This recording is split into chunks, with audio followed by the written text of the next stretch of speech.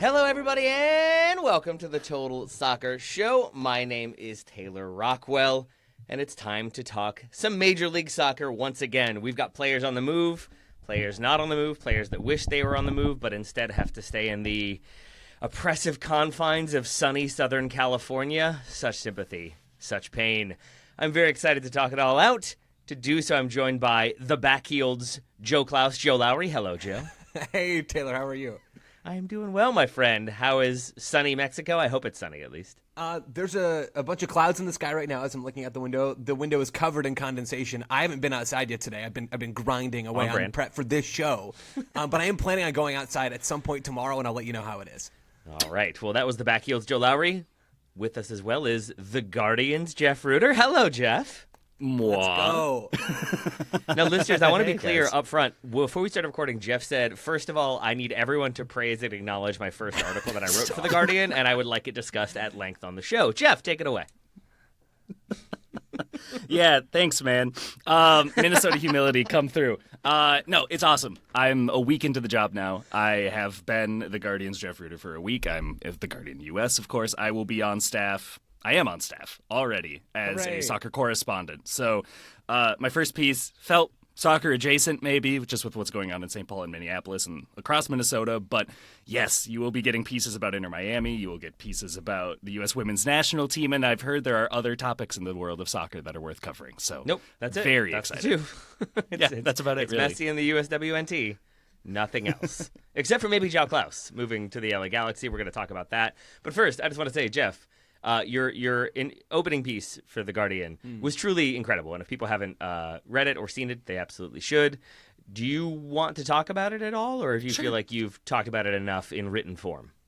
I'm happy to. I mean, in whatever capacity makes sense. Like, I think it felt like maybe the most raw thing I've written in a while. It did start, I wrote it in the hours immediately after Alex Preddy was senselessly killed by ICE in the streets of Minneapolis, and started to just generate some of my thoughts and shared it with my former and now, again, current editor, Alexander Abnos, and just was like, hey, I don't know how usable any of this is. Some of this might be me journaling my feelings and whatever. He's like, no, this is actually something very coherent. And so working with him over the weekend, was able to just kind of pull together the experience of like that normalcy of Soccer Saturday that so many of us, millions of people, just kind of build a week around, right? And the idea is sort of like, okay, how hungover can I afford to get for Saturday morning with my Friday night plans because my team kicks off at 6:30 local instead of 9 o'clock or 11:30 or, with kids' routines, I would imagine you're trying to figure out activities and where you're sneaking your phone to, get your login for Peacock or whatever.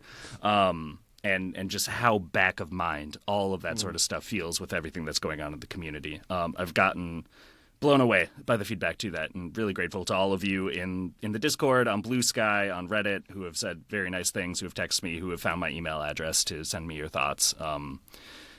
Very humbling, but very appreciative of all the focus and the solidarity that we're seeing across the country and really across the world. And that's been really, really encouraging. Yeah, I wish, Jeff, that wasn't the piece that you kicked off with or the piece that you had to kick off with. Right. It is of no surprise to me that it was moving and well-written because I already put this out there on social. We talked about this before. I think you're one of the best, and I am stoked that you have found a really, really good landing spot. Thanks, Bill. You and Pablo and Alex and the rest of the crew over there are going to do some really good stuff. American soccer as a whole, and that obviously includes TSS, is better off for having more outlets doing really good and exciting and adventurous American soccer coverage. And I know you guys are going to do that, and I'm stoked for you. And also stoked that we get to keep you on Tuesdays, which is just ideal. This is like a win-win scenario. I don't think there's any transfer fee involved, but I'll have to check. There was none, no. Okay, it's in my contract, actually, that I can keep doing this. So that's very fun. So, dear listener, if suddenly I stop showing up, no, it's probably not my bosses. I just want to say, for a little honest criticism, I think there was a concerning lack of Lionel Messi discussion in that opening piece, but I'm sure you'll have some time to make up for that as we go. I have filed a piece about the sense around Inter Miami on a lot of things we've actually talked about on this show, but that is going to be coming out soon. So you joke. I'm serious. Messi is already on my docket. All right. Well, as he should be, but I'm assuming up first is Joao Klauss, who I mentioned previously. Moving to the Galaxy? ? Does this move make sense? I think Joe is pro this move makes sense. Before he speaks, Jeff, where are you on this one? generally pro. If you can't get Olivier Giroud on loan from LAFC, the next best thing you can do is wait a year and get Joao Klauss. Thank you. That's it. We're done. Thanks for listening, listeners. No, I mean, look, I think it's a fun move, right? Like, I think when you look at Peck and Paintsel on the wing, because that's what you do still have with the Galaxy, right? You don't have Ricky Puig in the midfield. You have Marco Reus. We don't know where he'll be at in this stage of his career. That's a question that's been following for 7 years. It's not just a Galaxy thing at this stage. But the work rate of Joao Klauss defensively, off the ball, doing thankless stuff that a lot of strikers, especially strikers, we have to say, very few clubs in MLS do have this cachet where it's like a star-making vehicle, and you are, the LA Galaxy striker is generally a notable person in Major League Soccer if you look historically, right? And that goes all the way back from its origins. And so I think that there's also something kind of fun about him, Joao Klauss, going from being like a kind of a curious early signing of the Lutz Pfannenstiel era, St. Louis City, and, kind of a meme of a player for the first half of his first season where teams just kept backpassing it directly into his path for easy tap-ins. And now he feels like just like this MLS kind of cult presence in a very different way. So good for the brand Joao Klauss, I'd say, too. Yeah, very much good for the brand of Joao Klauss. I love the Olivier Giroud comp there, Jeff. That's awesome.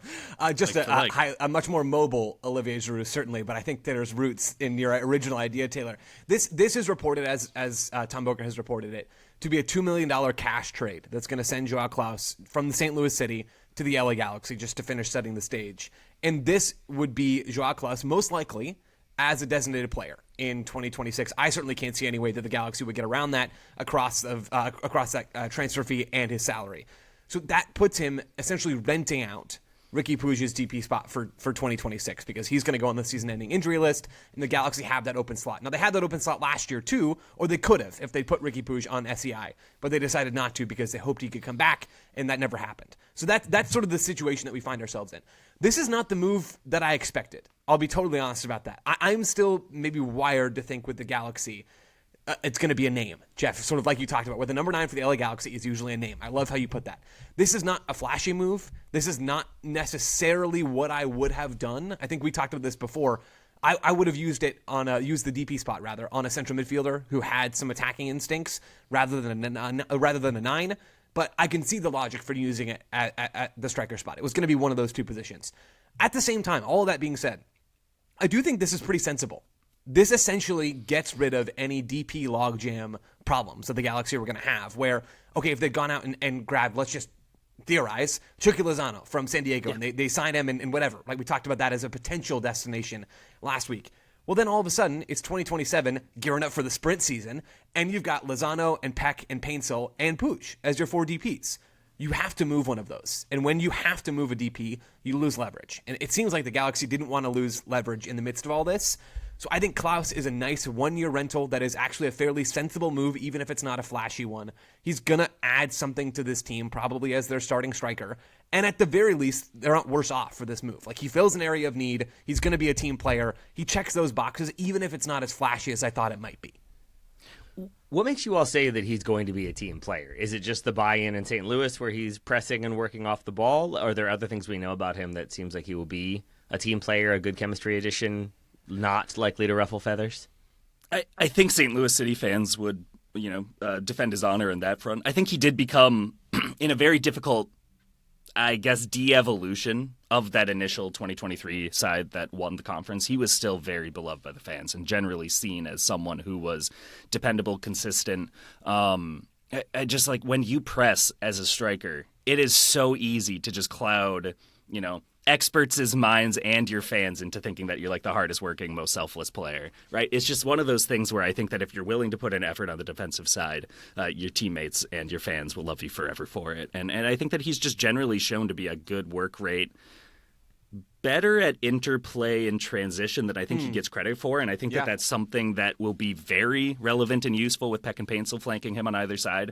One other thing to mention, and Joe mentioned this as kind of a 1-year rental, but it is also worth drawing attention. As far as I know, I think his contract does end after 2026. So there could be an opportunity then for the Galaxy, if the fit is good, if Ricky Puig watches and says, yes, I want to pass the ball to that guy when I can play again, then you could maybe sign him to a TAM deal, or you could find a way to sign him to a contract where you take him off a DP slot. And so to your point, like there also is a benefit of a player who's coming in knowing that he could stick around and he could be here for the foreseeable. And they do have Christian Ramirez who can come in off the bench and chip in some just kind of pure goal scory sort of striker stuff. But the balance feels a lot better in that forward line. Yeah. I fully agree with you, Joe. Midfielder would have maybe made more sense. But I think just generally Klauss is a good profile that won't necessarily take so many touches away from Peck and Paintsel in the final third that they're going to get crabby, which is also really difficult to get the balance right.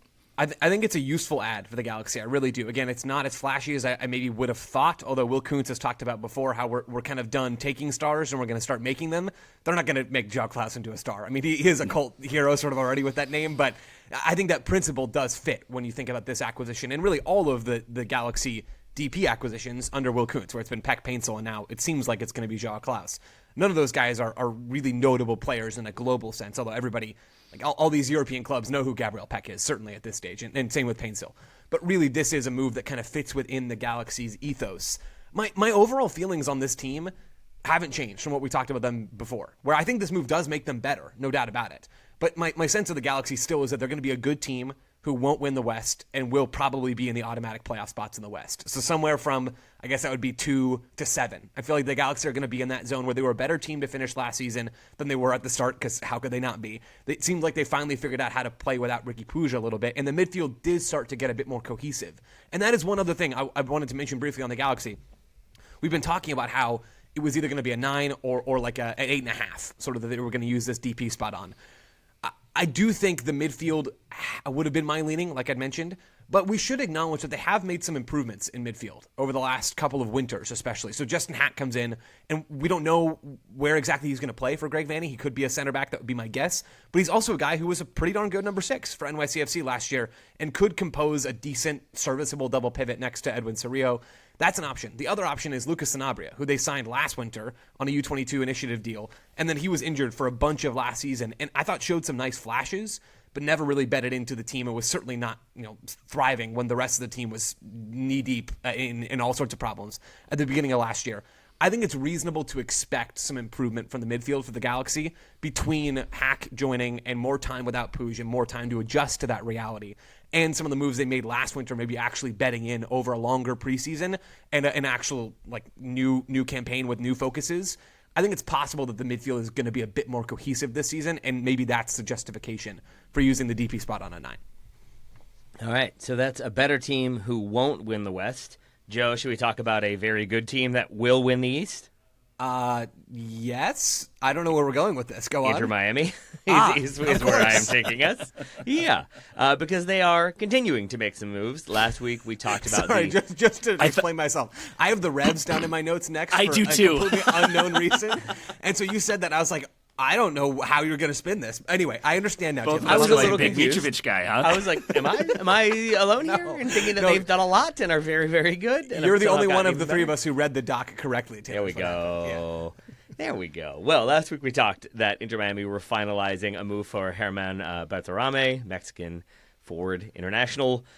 But now the reporting has also included that prior to that move, prior to kind of going more or less all in on him, Inter Miami, shopping around, put in an offer of around $13 million to LAFC for Denis Bouanga. That deal rejected. Jeff shaking his head. Jeff, why are we shaking our head?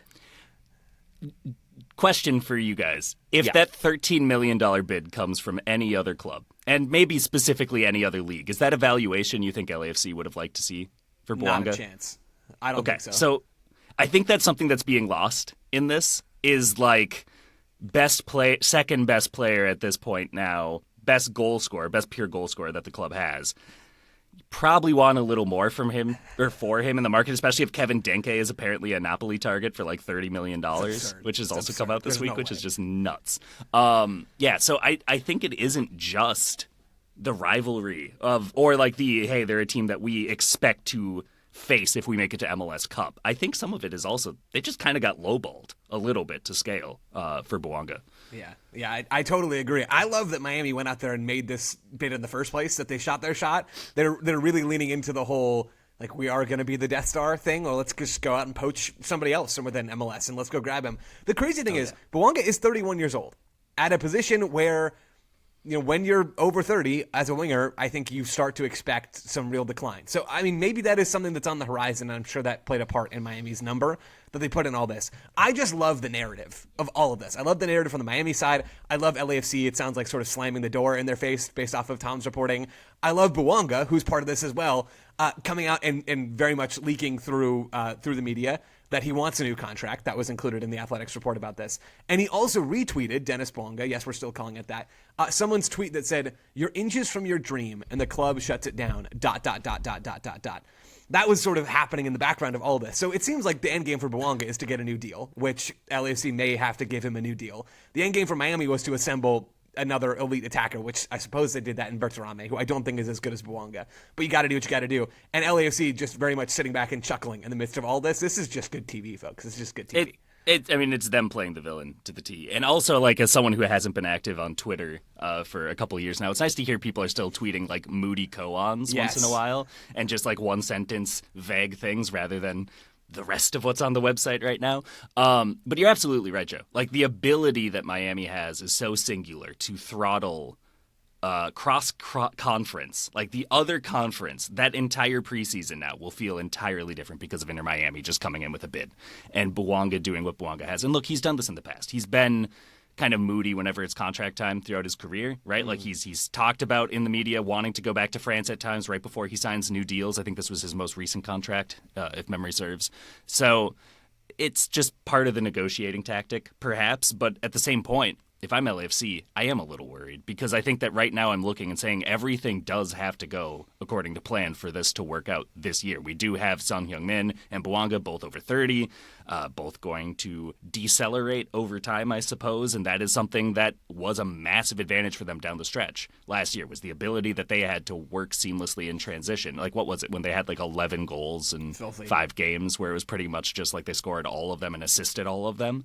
Like, that is the model under Marc Dos Santos, just like it was under Steve Cherundolo. And if they are not in cahoots and if they are not like working in lockstep and both locked in on this, it does make things a little difficult.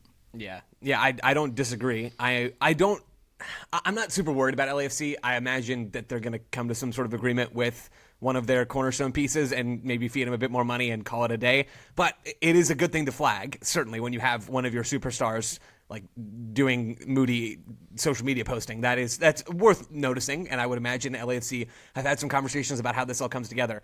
I want to add very briefly, because I know we also have to hit a break. I just love the cash trade rule, man. Like, I love that this is something that we could actually imagine. How would Bouanga fit with Inter Miami? Didn't happen, of course. But I just want to say, everybody's calling about everybody. Like, really want to underscore that point. I think this is like a really, really good example of that. I can say with absolute certainty that another team has called about another superstar player that hasn't gotten out there publicly, and I'm not going to say who it is or anything along those lines. Oh, come on. But these things are happening, and it's not out of the realm of possibility that before this transfer window closes, we do see a move along these lines. I don't think it's super likely, but these CSOs are talking with each other about this kind of stuff and wondering what the numbers are, and it's juicy stuff. Messi to Austin for Brandon Vasquez. How did you know? Who says no? How did you know? It's the Todd Bowley player trading thing. It's coming to MLS. Really, it is.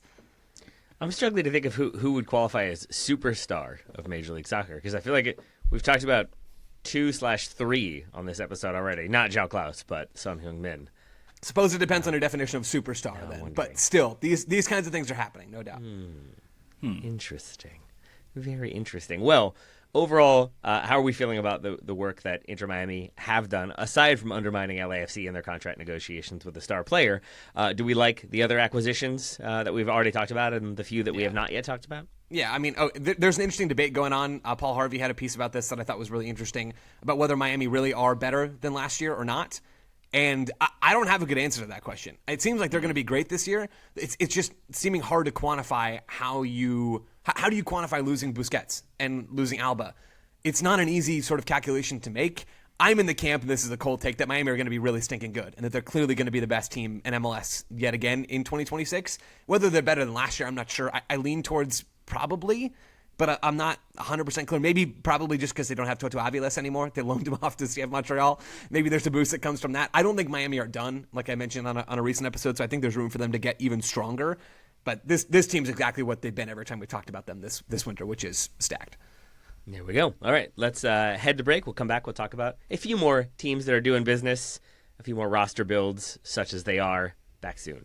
Welcome back, everybody. Let's head to Joe's favorite to win the Eastern Conference, apparently, the New England Revolution. Joe, a lot of hype for them. You've got them ahead of Inter Miami, it seems. Big if true. Yeah, big if true. That's an L on my part for having my notes in the wrong order. Yeah, I mean, the Revs right now, I'll just skip to my top-line takeaway on the Revs. I don't think they're set up to be a great team as they're constructed right now, but they've done some interesting stuff this winter, and they've got a DP spot open. So they are, I think, a team to watch in this window and then again in the summer window.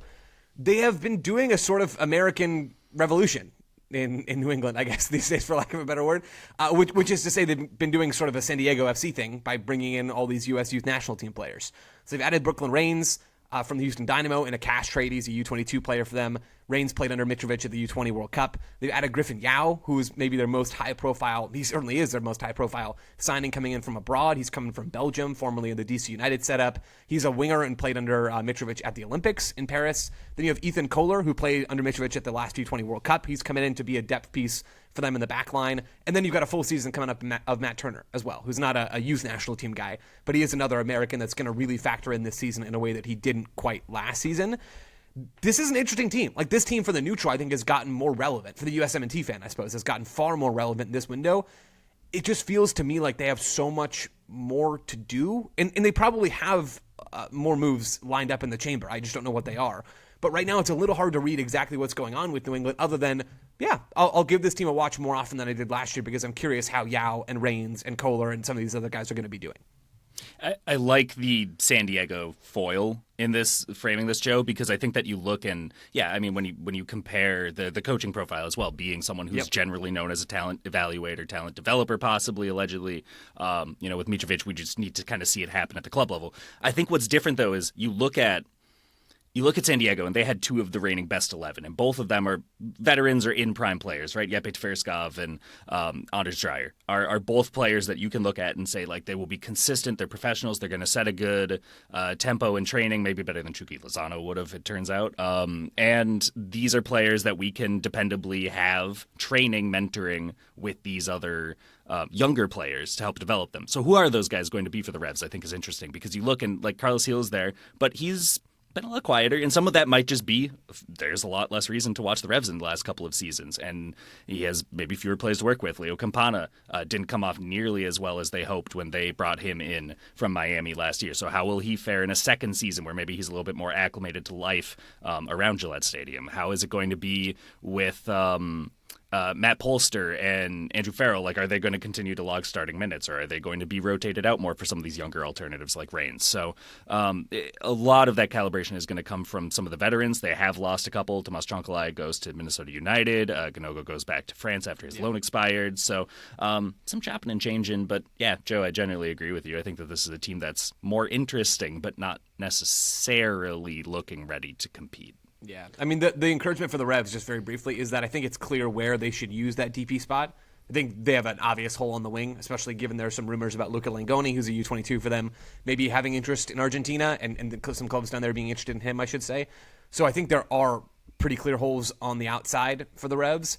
I just honestly don't know if they're going to fill that spot now or if that's going to come later, but I do think they've got some work to do yet.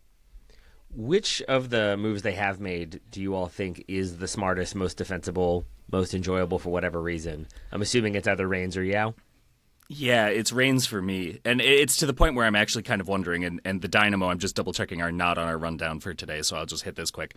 It surprises me a bit when teams move on from a really promising, dependable homegrown so young and just do it kind of in a trade within the league. It almost looks like an admission of we've gotten him as far as we're confident we can get him, and in order to, get the sell-on clause perks, maybe it makes sense to sell him at whatever is slightly higher than his value now and take that sell-on and hope that y'all do better moving forward. That's just kind of the message it conveys to me, is that we think that his development's going to be better served somewhere else, so we're going to move him on and keep, a percentage of his transfer rights thereafter. But I think that when you look at Brooklyn Reigns, last year was quietly a very good year for him. U20 World Cup, but also with the Dynamo, just very dependable, was, I think, a very easy entry onto the MLS 22 under 22, if memory serves, or at least certainly was in the top 15 or 18 on my ballot when I filled it out. I think just a player who still does have a lot of room to grow, a lot of abilities to fit multiple roles within a midfield, and someone who could walk into that lineup from day one. Joe, agree?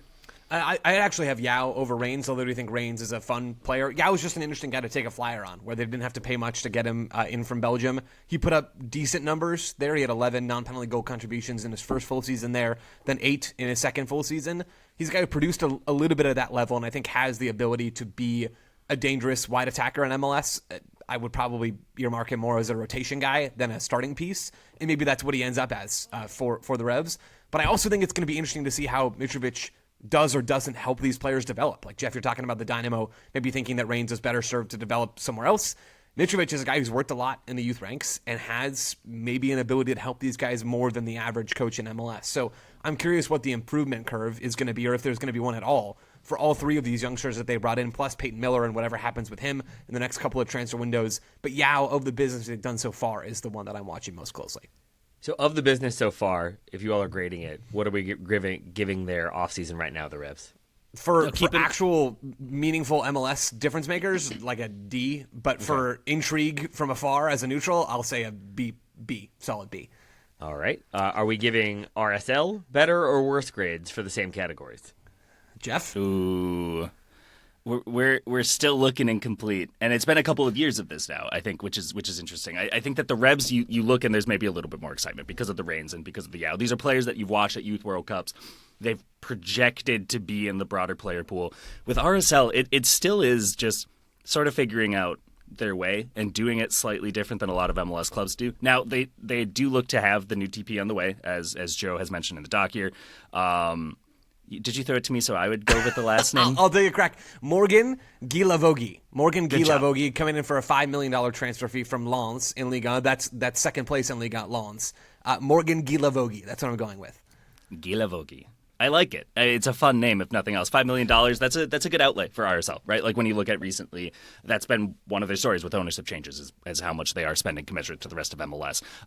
They also do have a new central midfielder, Stin Spearings. Don't have much of a book on him, I'll be completely honest. But I think just, again, it is this thing that's been confounding me about the Western Conference, where there's so much open terrain to kind of rush in, and with some ambition, with some kind of clever roster building, vault yourself, if you are a team that has been in, let's say, 6 through 15 last season, into those top 5 places, those top 6 places in the Western Conference. And, will RSL stay on that level? I think a lot of that now, again, like we thought last year, is going to come down to Diego Luna, who Tom Bogert reporting that Celta Vigo and another club in Spain is still interested in him in January, and RSL is trying to keep him until the summer at minimum. Obviously, the implication being hoping that he makes the World Cup roster, has a couple of good either starts or shifts from the bench, and then kind of broadens the market of suitors and certainly the transfer fee that they could get in return for him. But I think that he still is going to be looked at to be a focal point of this attack, which is probably really good for his chances of making the squad. He does have a golden opportunity to rack up goals and assists and take set pieces and these sorts of things that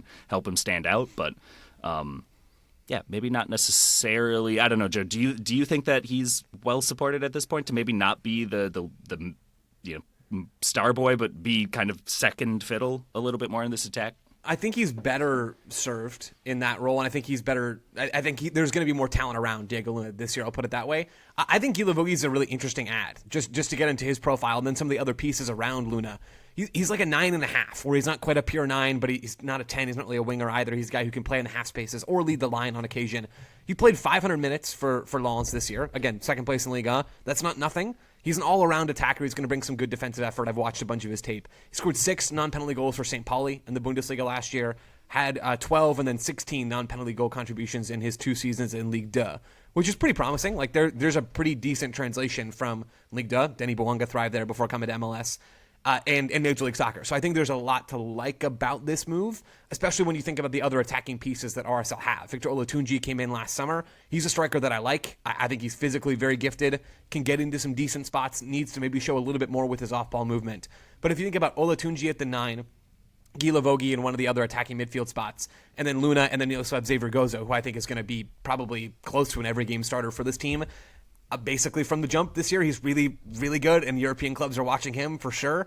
That's not a bad attacking trident. Is that a winning the West line leader? Absolutely not, right? But is that a group that makes me feel more confident than the Rowan Cruz, Olatunji, Diogo Gonçalves? I don't even know if he's going to be back this year or not. Rowan Cruz, I don't believe is going to be back. So there's all sorts of stuff going on here for RSL in terms of transitioning.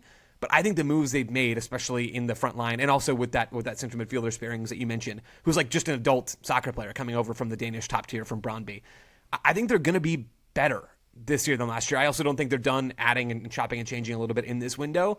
But it is curious to see how the West is going to take shape, because it feels like there's a whole lot of teams in the same tier, and it's really, really difficult to separate one from the other right now. Joe, Jeff gave them an incomplete as their grade for the offseason so far. You inclined to agree? I mean, go ahead, Jeff. No, I agree with myself. Keep going. Nice, well done. I disagree slightly, I guess. I mean, it feels incomplete because we don't really know who these guys. Like, we don't really know exactly what they're going to look like. That's just how transfer windows work. So, I mean, I think they've done better business than the Revs, and I don't think it's especially close. So, I would say that in terms of adding meaningful difference makers, like a B or a B plus, they're going to be a little less notable because they don't have the USMNT hook, but they do in Luna and in Gozo, and especially Luna sounds like has real interest in Celta Vigo still, according to Tom. So there's a lot of moving parts here for RSL, and I think they are still going to be an interesting team to watch moving forward. All right, let's go back to the East, shall we, to talk NYC FC.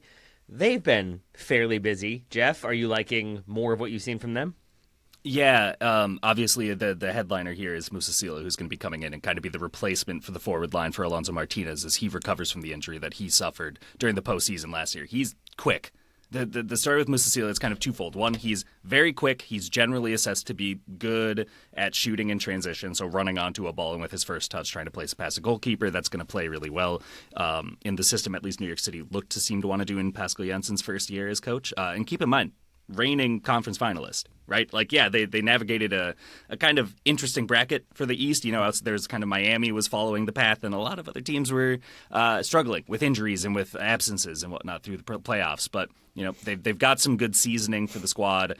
The only caveat I would say with Moussa Sylla is that his goal-scoring success has come in the second division of major European nations, when you're looking at France and Germany in particular. And the transition rate of second division players coming to Major League Soccer and being similarly prolific, that frequency is decreasing by the season. I think generally you're seeing that it's players who do have first division success tend to do well. So how much does that really matter ultimately if this is a player who's going to be more dependent on the service that he has rather than, you know, is he able to cut it in an engine room at the physicality of Major League Soccer? Like, I don't think we're asking those same sorts of questions.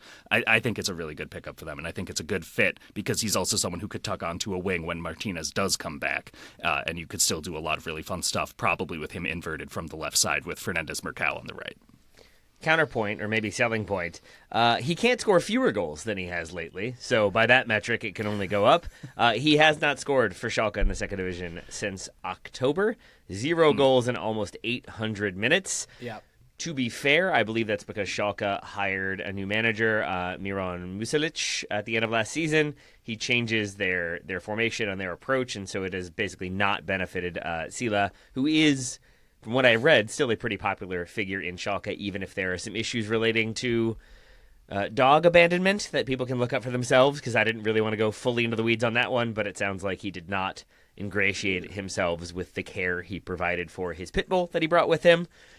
A lot of backstory there. Either way, wow. He comes to NYC FC, like, I think needing a fresh start, needing a new system, and it seems like a system that will benefit him with the running in behind and the finishing. So, could be a very smart signing, but has some definite question marks for me.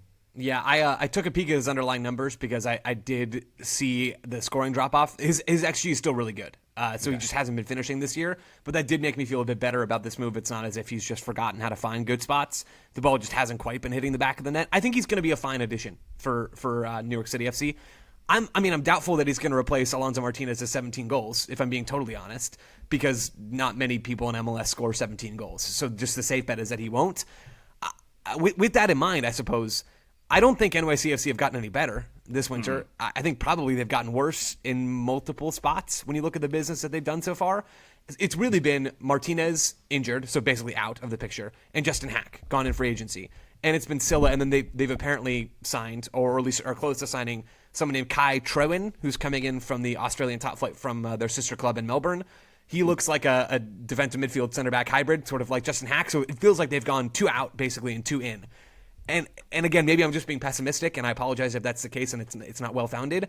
It feels like that's probably just downgrading at both spots, really, for 2026. And maybe that's the wrong way to look at this. Maybe when Alonso Martinez goes down in November with Costa Rica with that long-term knee injury, maybe it's just not about 2026 anymore for NYC FC. I don't know if that's how they're thinking about this or not, but I have a hard time seeing them getting better this year unless, and the wild card here, is Talas Magno, who's back in. He's back in preseason with this team. If you remember, this is the young Brazilian who came in and was quite good in bits and spurts, and then there's some sort of problem and he goes back to Brazil. He's back under Pascal Janssen sort of for the first time. Maybe he is an X factor for this team. Julian Fernandez has gone out on loan. It sounds like that's going to happen. Maybe there's minutes there for him. I don't know how this is going to come together, but from where I'm sitting right now, NYCFC is absolutely not in the top tier of teams in the Eastern Conference. They're somewhere in that middle of the pack. Probably going to make the playoffs, but I'm not even really quite 100% sure. The fan reaction to their offseason seems to be excited for a forward, excited that they're getting some business done before the season starts and not just leaving it all until the secondary transfer window, but really mad about Justin Hack. Specifically that he left for another MLS team. It feels like there is a sentiment that he could be a reliable and useful starter, and that for him to go elsewhere for not a ton of money doesn't make a ton of sense. Do you all get that transfer? I get it for him. I think that there's always something with a homegrown player, and I know I just said, right, like the Brooklyn Rain things, like a lot of times when you trade them, when you're actively trying to send them to a new thing, it kind of looks like an admission of like, this is a good time to hit eject here. But I think that for someone like Justin Hack, you can find it difficult to get minutes that maybe he would have wanted a couple of years ago, and last year finally was becoming a true dependable regular starter under Pascal Janssen. So a little bit of a surprise to see him go, but at the same point, I think that the Galaxy project is one that does intrigue a lot of players, and I think that a lot of players, you saw it even last year with some players trying to take concessions to fit into what little cap room the Galaxy still had. Being able to be on a squad like that can be really good. I think that also you look at Walker Zimmerman, who wasn't a homegrown with FC Dallas, but was drafted by them and then moved on to Nashville. And it felt like he was appreciated in a very different lens. He was looked at with maybe a little bit, he wasn't overshadowed by Matt Hedges anymore, right? And so I think it was actually really good for Zimmerman's profile to get that move. Miles Robinson to Cincinnati, I think, has had kind of a similar effect, though granted that's also coming back from an injury. I think Justin Hack is maybe looking, and again, he might tuck into the midfield in this case, but I think maybe looking at the direction of New York City, looking at where their squad is versus the Galaxy, I would still say there's more talent in the Galaxy's cupboard, and so it kind of makes sense to go there. Alrighty, we've got another New York team still to be discussed. We're going to take a break, come back, and do just that. Welcome back to the Total Soccer Show, everybody. Joe Lowry, Ethan Horvath, Red Bulls. This changes everything? So many deep USMNT cuts on today's show. It sort of is the offseason of some of these dudes coming back to MLS, which is quite interesting. Alex Freeman, by the way, maybe we should mention this, going the other direction. Sounds like he is going to Villarreal immediately, so he's going to move in the summer window. That's quite fun, and Villarreal have quietly assembled a little MLS all-star three-a-side team with Tani Oluwaseyi, Tejan Buchanan, and Alex Freeman. It's a fun move for him, and we'll talk about that in more detail, I think, on tomorrow's USMNT show. Tough one for Orlando, though, certainly. I mean, it's good to make money, but they're going to get worse at right back because that's just how this stuff works. With Horvath and the Red Bulls, Horvath is just another piece of what's been a really busy offseason for the Red Bulls, and it's not done either. He's coming in to compete with John McCarthy for the starting job in Carlos Coronel's absence now that he's gone to Brazil by way of psyching out Orlando along the way. Tough one for Orlando there. He is a guy that probably is going to end up as the starter for this team, though I'm not 100% sure. It's just been crazy busy for the Red Bulls, like crazy busy. Only 3 other teams in MLS have returned a lower percentage of minutes from last year than the Red Bulls. So that's via Elliot McKinley, who does great work for American Soccer Analysis. They've chopped and changed more than basically everybody in the league. They've changed out their starting midfield. They've changed out some center back options. They have shifted what the attack is going to look like. They've made a ton of moves under Julian de Guzman and Michael Bradley, and they've still got more because they have a DP spot open, and it sounds like that's going to be on a winger, which is the only thing that makes sense, really, with this current group. Right now they have Cade Cowell and Mohamed Sofo as their 2 wide attacking options. You can certainly get better in that part of the field. The Red Bulls are one of the teams, and Jeff, I'm curious if you feel this way, that I think I have like one of the worst reads on at this point in the offseason, where are they going to be pretty uninspiring again next year, like kind of floating around the 8 to 12 range in the East? That feels possible. They haven't gotten meaningfully better when it comes to talent. Or will they end up getting a DP who's going to hit for them? And will the new style reshape how they're going to play? I really just don't know what the ceiling looks like for this team, and the floor seems murky too. I completely agree with you on the ceiling being difficult to read. It's a dark room at this point. It's not one of those where you can't see the ceiling. It's one of those where you just don't know where the ceiling is because it's so unilluminated right now. And I agree with you that DP could make or break it, right? Because you look at that, the headliners in that attack are aging as well, right? And it's a similar sort of issue when you're building around Forsberg and Choupo-Moting, and Lewis Morgan is gone, and he was injured a fair amount, so you couldn't necessarily depend on him anymore. But it does change the calibration of the forward line and their ability to win games, because often in Major League Soccer, it is nigh on impossible to win games if you are not able to score 2 or more goals in every single game. And I know that's so rudimentary, but there are leagues where you can succeed more by being a low-scoring, good defending sort of side. MLS is not one of those. I will say, though, I feel better about the floor maybe than I did last year. I think part of that is just Michael Bradley having that time with Red Bulls 2 and having success with Red Bulls 2, of course, winning in the postseason of MLS Next Pro.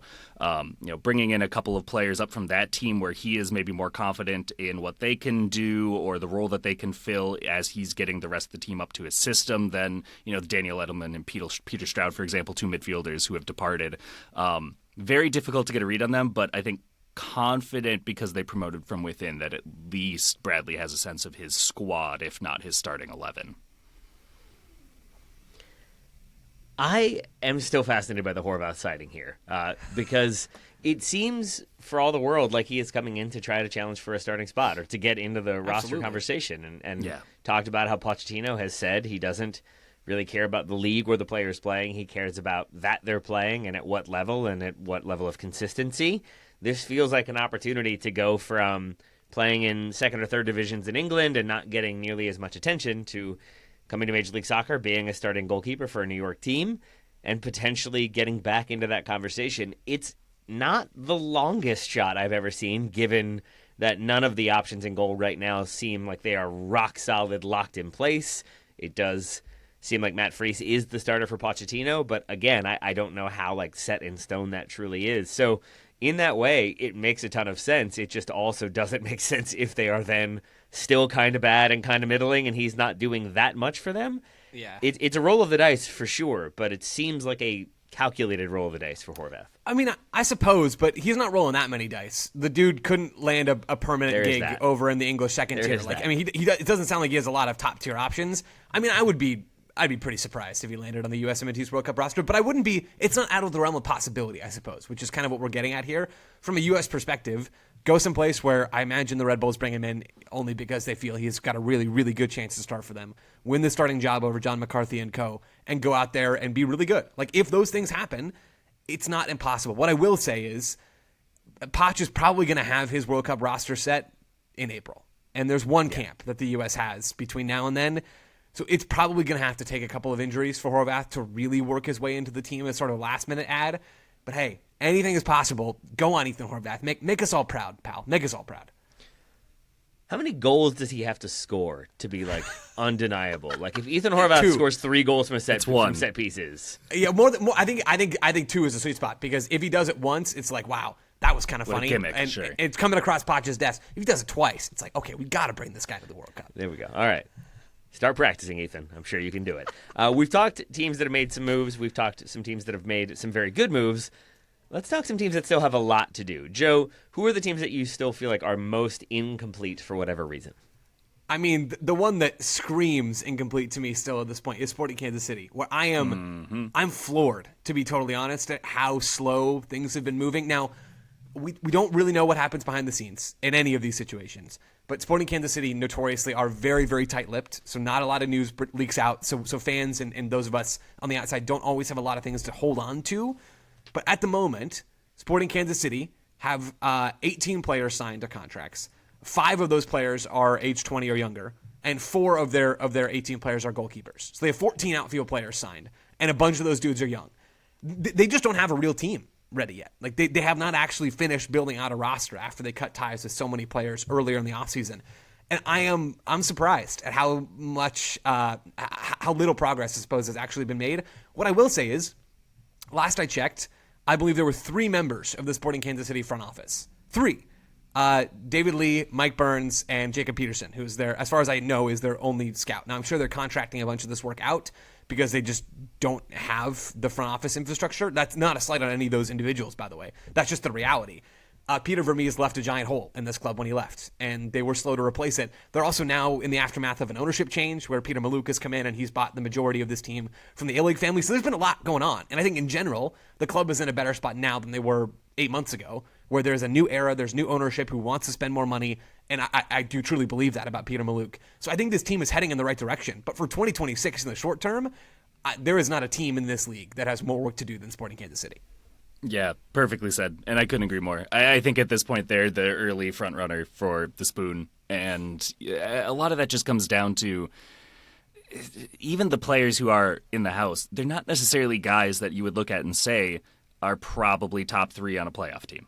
And that's another issue here is that the work that needs to be done isn't just building out the squad, which Joe's laid it out really well. Just like 14 field players is not enough to get through an MLS season. I don't know if you noticed. Sure? But yeah, I mean, 4 goalkeepers Well, helps, hold on. right? If you have Ethan Horvath who could bang in a couple of goals for you, maybe there's something there. But he signed with the Red Bulls, right? Not Kansas City. So, unfortunately now you are hoping that Stephen Cleveland has also been working on his set piece prowess. That's to score some of those. There's no such person. You made that name there up. is. There is. It's true. And he's going to get 8 Cleveland, goals this year. nice try. I'm no sucker.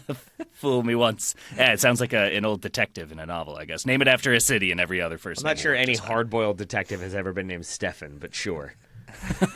Not in this country, at That's least. a good point. Yeah, Stefano, maybe an Italian. there we mob go. Detective. There we go. I'm seeing the I think little there's mustache Cleveland. now. Now I'm back in. Now I'm back in. Investigating We're Ohio's very underground ready. crime scene.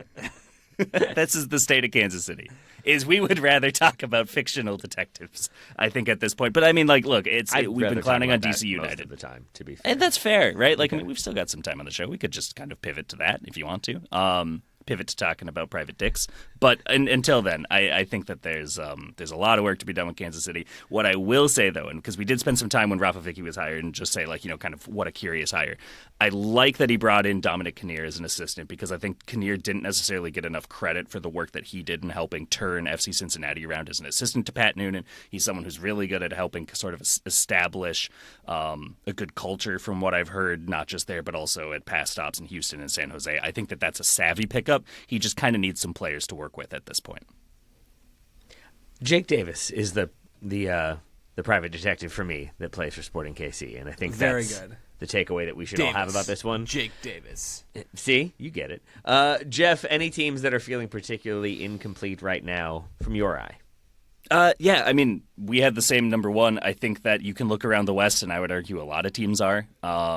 Joe, you wrote down FC Dallas. I think that'll say that Portland probably is still looking to raise their floor a little bit here. And last year they were chasing the ceiling and kind of not worried about the floor. And sometimes that worked. Sometimes it really, really didn't.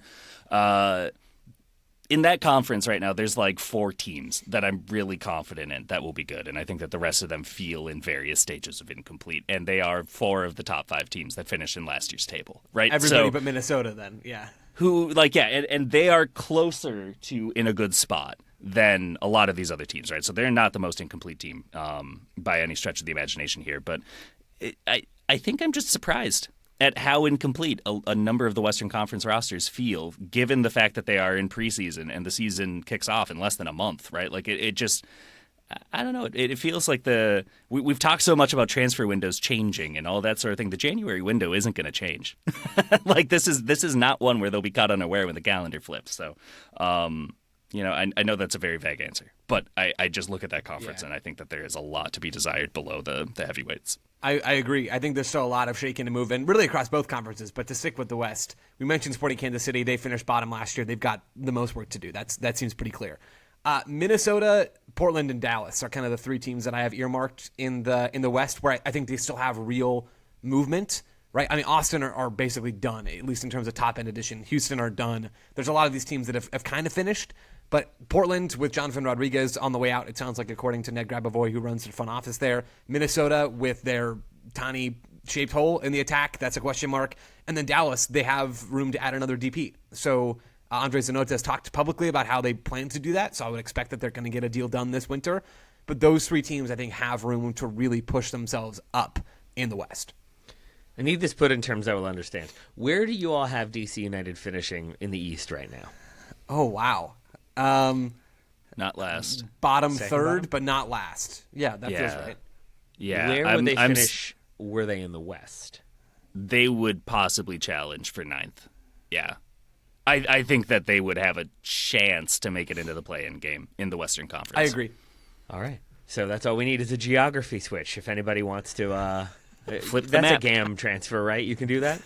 Yeah, conference switch, you just need about $8 of GAM and you're there, I think. That's how this works. Map allocation money, ma'am.